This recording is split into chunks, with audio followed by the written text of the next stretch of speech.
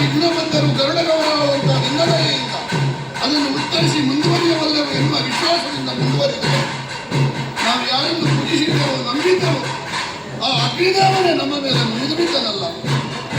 ನಮ್ಮ ಶಿಬಿರವನ್ನು, ನಮ್ಮವರ ಕವಚವನ್ನು, ನಮ್ಮವರ ಆಯುಧವನ್ನು, ನಮ್ಮವರ ಉತ್ಸಾಹವನ್ನು ಎಲ್ಲವನ್ನು ಸುಟ್ಟು ಸೂಚನೆ ಮಾಡಿದ. ಯಾವನಾದರೂ ಯೋಧ ಮುರಿದು ನಿಂತವರನ್ನು ಹೊಡೆಯಬಹುದು. ನೆಲ ಹತ್ತಿ ಉಳಿದರೆ ನಿಲ್ಲಬಹುದು, ನೆಲ ಹತ್ತಿ ಉಳಿದರೆ ನಿಲ್ಲಬಹುದೇ.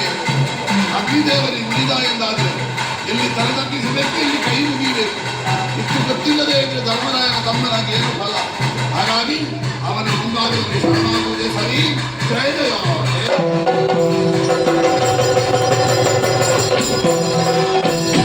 ಕರುಣದಿ ಕಾಯಬೇಕು ಯಜ್ಞೇಶ್ವರ ಗುರಿಗೊಳಿಸದಿರು ಸಾಕು. ಪರಮತೇಜು ಮಲಿನಿಂದ ಪಡೆಯಿದೆ ನಿಮ್ಮೊಲುಮೆಗೆ. ಈ ದುರ್ಗವೇದದ ಸೇವೆಯೆಲ್ಲರ ಭರತ ಕೋಪವಿದೆಯೇ ಸಲ್ಲಿಸು. ಕರುಣದಿ ಕಾಯಬೇಕು ಯಜ್ಞೇಶ್ವರ ಗುರಿಗೊಳಿಸದಿರು ಸಾಕು.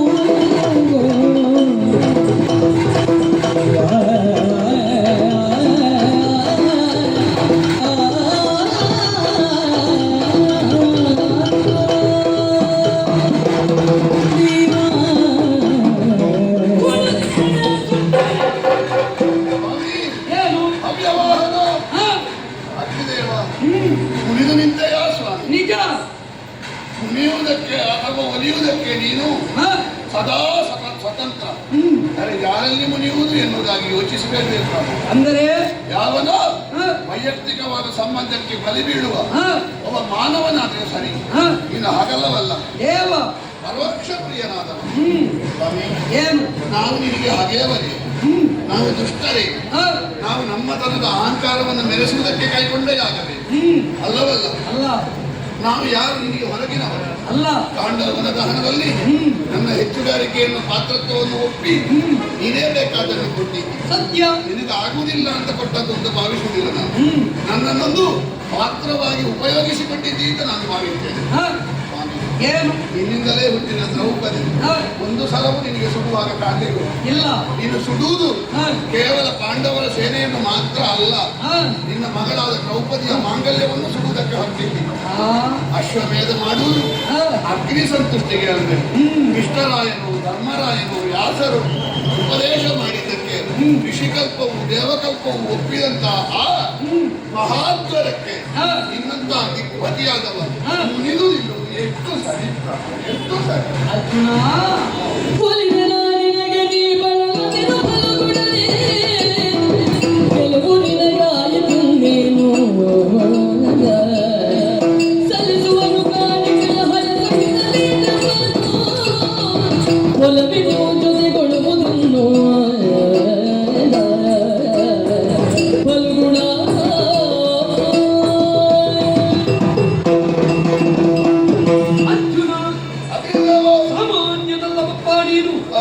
ಸವ್ಯಸಾಚಿ, ಕಿರೀಟಿ, ಧನಂಜಯ, ಶ್ವೇತವಾಹನ, ಜಿಷ್ಣು ಮಾತ್ರವಲ್ಲ, ಅರ್ಜುನ, ಕಿರೀಟಿ, ಫಲ್ಗುಣ ಹೀಗೆ ದಶನಾಮವನ್ನು ಹೊತ್ತವ. ಅದರಲ್ಲಿ ಒಂದೇ ಹೆಸರು ಉಂಟಲ್ವ, ಧನಂಜಯ. ಸತ್ಯ. ಕೆಲವರು ಹೇಳುದು ಧನ ಸಂಗ್ರಹ ಮಾಡಿದ್ದಕ್ಕೆ ಅಂತ. ಖಂಡಿತ ಅಲ್ಲ. ಕೆಲವರು ಹೇಳುದು ನಿನ್ನ ಹೆಸರನ್ನೇ ನನಗೆ ಇಟ್ಟದ್ದು ಅಂತ. ಎರಡೂ ವಿಷಯವನ್ನು ನೋಡಿದರು. ಅದಕ್ಕಿಂತ ಹೆಚ್ಚು ಧನವನ್ನು, ಯಾವ ಧನವನ್ನು ಸಂಗ್ರಹಿಸಿದೆ? ಧಾರ್ಮಿಕತೆಯ ಧನವನ್ನು ಸಂಗ್ರಹಿಸಿದೆ, ಸತ್ಯದ ಧನವನ್ನು ಸಂಗ್ರಹಿಸಿದೆ, ಧಾರ್ಮಿಕರ ಸಾಂಗತ್ಯವೆಂಬ ಧನವನ್ನು ಸಂಗ್ರಹಿಸಿದೆ. ಒಂದು ವೇಳೆ ಅದನ್ನು ಬೇರೆ ಬೇರೆ ಕೊಡ್ತಿದ್ರೆ ಹನ್ನೊಂದು ಹೆಸರಾಗಿದೆ ಅಲ್ವೇ? ಹಾಗಾದ ಕಾರಣ ನಿನ್ನದಾದ ವ್ಯಕ್ತಿತ್ವವನ್ನು ನಾನು ಒಪ್ಪಿಕೊಂಡವನೇ. ನೀವು ಧರ್ಮ ರಕ್ಷೆಗೆ ಬೇಕಾಗಿ ಈ ಕೃತಿಯಲ್ಲಿ ತೊಡಗಿದ್ದೀರಿ ಎನ್ನುವುದು ನನಗೂ ವೇದ್ಯವೇ. ಆದರೆ ಏನು ಮಾಡೋಣ ಹೇಳು? ದೇವೇಂದ್ರನಿಗೆ ಗೊತ್ತಿಲ್ವೇ ಕೃಷ್ಣ ದೇವರು ಅಂತ? ಕೃಷ್ಣನಿಗೆ ಗೊತ್ತಿರಲುವೇ ದೇವೇಂದ್ರ ಭಜಕ ಅಂತ?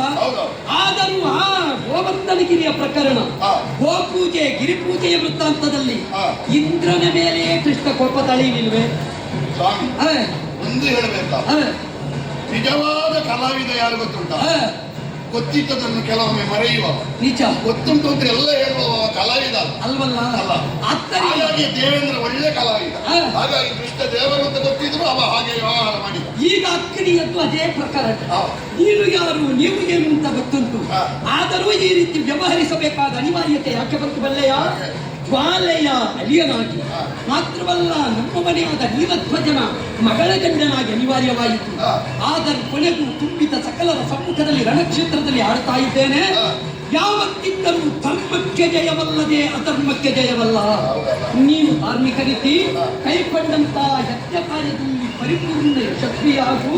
ಇನ್ನು ನನ್ನ ಈ ಸುಡುವಿಕೆಯನ್ನು ನಿಲ್ಲಿಸಿದ್ದೇನೆ. ನೀನು ನಿಲ್ಲಿಸಿದ್ದಿ, ಆ, ಈಗ ನಿಲ್ಲಿಸಿದ್ದಿ. ಆ, ಈಗ ಮತ್ತೆ ಮಾವನ ಮನೆಗೆ ಹೋಗುವಾಗ ಎಂತಾದ್ರೂ ಹೇಳು, ಹಾ. ಮತ್ತೆ ನಾನು ಸುಡ್ತೇನೆ ಅಂತ ಹೋಗು. ಇದಕ್ಕೊಂದು ಪರಿಹಾರ ಹೇಳಬೇಕು ಸ್ವಾಮಿ. ಅಗ್ನಿದೇವನು ಒಲಿದು ಸುಟ್ಟರೆ ಯಜ್ಞ. ಹಾ.